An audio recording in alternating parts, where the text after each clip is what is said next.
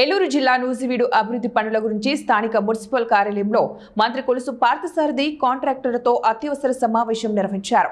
నూజివీడు మున్సిపాలిటీలో జరగవలసిన కాంట్రాక్టు వర్కర్ల అలసత్వం కారణంగా ప్రజలు ఇబ్బందులకు గురవుతున్నారని ఆగ్రహం వ్యక్తం చేశారు. డిసెంబర్ 15వ తారీఖులోగా పనులు మొత్తాన్ని కూడా పూర్తి చేయవలసిందిగా చర్యలు తీసుకోవాలని సంబంధిత అధికారులను ఆదేశించారు.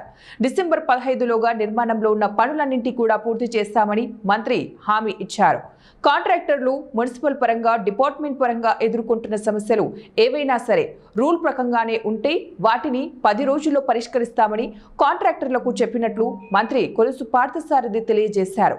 కూటమి ప్రభుత్వం వచ్చిన 15-16 మాసాల్లోనే ఇప్పటి వరకు 13 కోట్ల రూపాయలు నూజివీడు మున్సిపాలిటీలో అభివృద్ధి పనుల కోసం ఉపయోగించామని, మున్సిపల్ శాఖ మంత్రితో చర్చించి మరో 7 కోట్ల రూపాయలకి అనుమతులు తీసుకున్నామని తెలిపారు. ఇప్పటికే నారా చంద్రబాబు నాయుడు ప్రతి సమావేశంలోనూ కూడా శానిటేషన్ ప్రోగ్రాం కోసం ప్రత్యేక సమయాన్ని కేటాయిస్తున్నారని మంత్రి తెలియజేశారు. ఏదైనా సంస్థ దిగ్విజయంగా నడవాలి అంటే సంస్థకి చేకూరే నిధులతోనే అది సాధ్యమవుతుందని, దీన్ని దృష్టిలో ఉంచుకుని అధికారులు, ప్రజలు సకాలంలో పన్నులు చెల్లించవలసిందిగా విజ్ఞప్తి చేశారు. నూజివీడు మున్సిపాలిటీలో పారిశుద్ధ కార్యక్రమాల కోసం మరిన్ని యంత్రాలను కొనుగోలు చేయడం, వీటి కోసం బ్యాంకు ద్వారా రుణాలు తీసుకుంటామని మంత్రి స్పష్టం చేశారు. సరే, వారి కాంట్రాక్టర్ సమస్యల్ని పరిష్కరించడానికి నేను కృషి చేస్తానని చెప్పేసి కూడా తెలియజేశాను. అదేవిధంగా శానిటేషన్, ఎందుకంటే ఇప్పటికే దాదాపు ఈ ప్రభుత్వం వచ్చిన తర్వాత దాదాపు 10-11 కోట్ల రూపాయలతో అభివృద్ధి కార్యక్రమాలు కేవలం ఈ టౌన్లోనే చేయటం జరిగింది. మళ్ళీ ఇంకొక గౌరవ మున్సిపల్ శాఖ మంత్రి గారి సహకారంతో ఇంకొక 7 కోట్లు కావాలని చెప్పేసి రిక్వెస్ట్ చేశాను. అది కూడా త్వరలో ఈ నెలలోనో వస్తుందని చెప్పేసి భావిస్తాను. అంటే మొత్తం ఒక 18 కోట్లు 20 కోట్ల వరకు ఈ గవర్నమెంట్ వచ్చిన తర్వాత ఈ 15 మాసాల్లోనే 15-16 మాసాల్లోనే చేయడం కూడా జరిగిందని చెప్పేసి మనం చేస్తాం.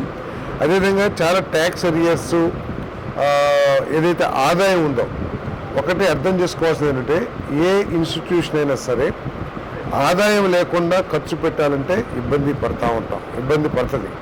కాబట్టి అందరూ కౌన్సిలర్స్ కానివ్వండి, అధికారులు కానివ్వండి, అదేవిధంగా ప్రజలు కానివ్వండి, ఈ ట్యాక్స్ ఏదైతే బకాయిలు ఉన్నాయో వాటిని త్వరగా కడితే వాటిని వినియోగించి ప్రజలకి మెరుగైన సేవలు అందించడానికి మున్సిపాలిటీ ప్రయత్నం చేస్తామని చెప్పేసి మనం చేస్తాము. మరి ముఖ్యమంత్రి గారికి కూడా ప్రత్యేకంగా ఈ శానిటేషన్ మీద ప్రతిసారి కూడా ప్రతి మీటింగ్లో కూడా వారు ప్రత్యేకమైన సమయాన్ని కేటాయించి ఈ శానిటేషన్ గురించి రివ్యూ చేస్తాం జరుగుతుందని చెప్పేసి మనం చేస్తాం. ఎందుకంటే ఇంతకుముందు చెత్త పన్నుని వేశారు, రకరకాలు వేసినా కూడా దాదాపు 83 లక్షల టన్నుల చెత్తని మున్సిపాలిటీలో ఎక్కడికెక్కడ వదిలేసి వెళ్ళిన విషయం అందరికీ తెలుసు. సో అటువంటి పరిస్థితి పునరావృతం కాకూడదు.